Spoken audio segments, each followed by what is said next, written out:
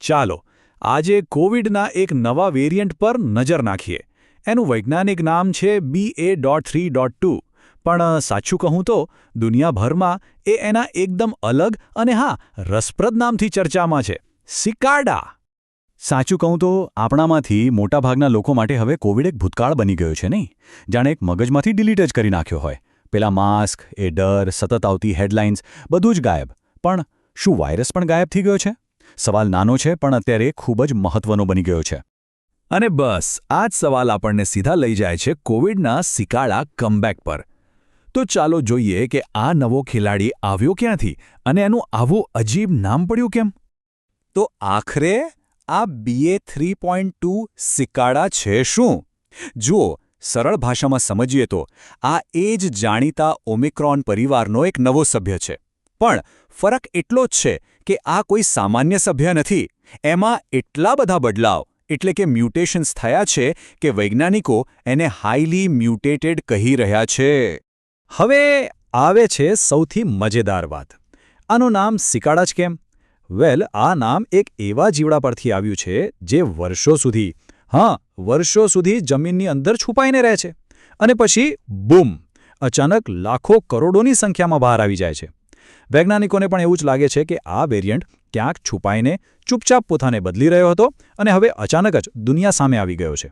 અને એવું નથી કે આ કોઈ એકાદ દેશની વાત હોય. ના, એની શરૂઆત દક્ષિણ આફ્રિકાથી થઈ અને જોતજોતામાં તો એ અમેરિકાના 25 કરતાં વધુ રાજ્યોમાં, યુરોપના મોટાભાગના દેશોમાં અને બીજા 20થી વધુ દેશોમાં ફેલાઈ ચૂક્યો છે. મતલબ કે એની સ્પીડ ખરેખર ચિંતા કરાવે એવી છે. તો ચાલો હવે જરા એના સાયન્સમાં ઊંડા ઉતરીએ.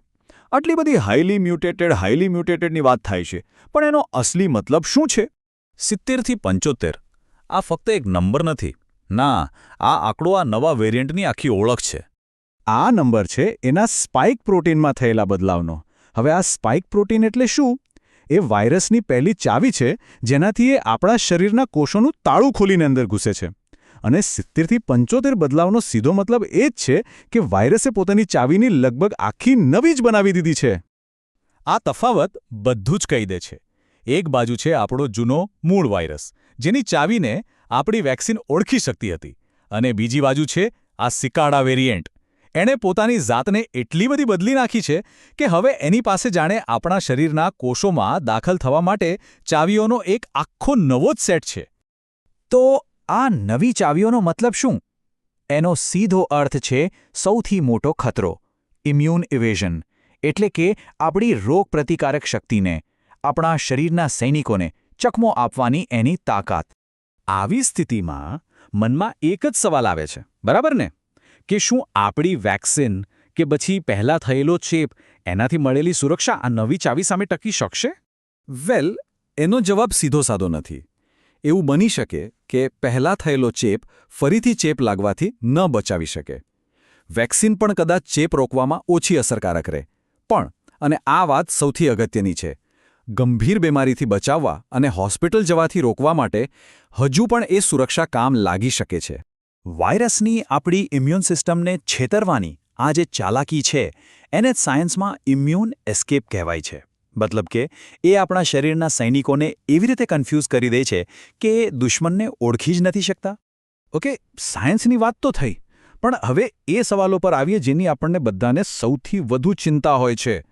આ વેરિયન્ટ ખરેખર કેટલો ગંભીર છે? એના લક્ષણો કેવા છે અને એનો ફેલાવો કેવો છે? જો લક્ષણોની વાત કરીએ તો લિસ્ટ લગભગ એ જ જૂનું અને જાણીતું છે.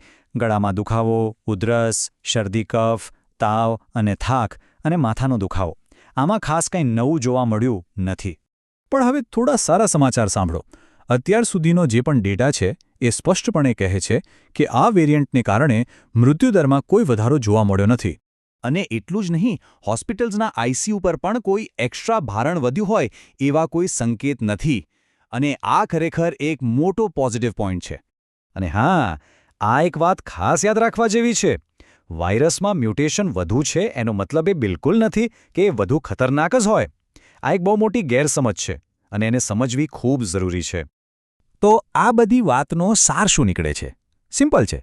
ગભરાવાની જરૂર નથી, પણ બેદરકાર પણ નથી થવાનું. આપણો મંત્ર હોવો જોઈએ, સાવચેતી, બેદરકારી નહીં. આ એક વાક્ય આખી પરિસ્થિતિને એકદમ સચોટ રીતે સમજાવી દે છે.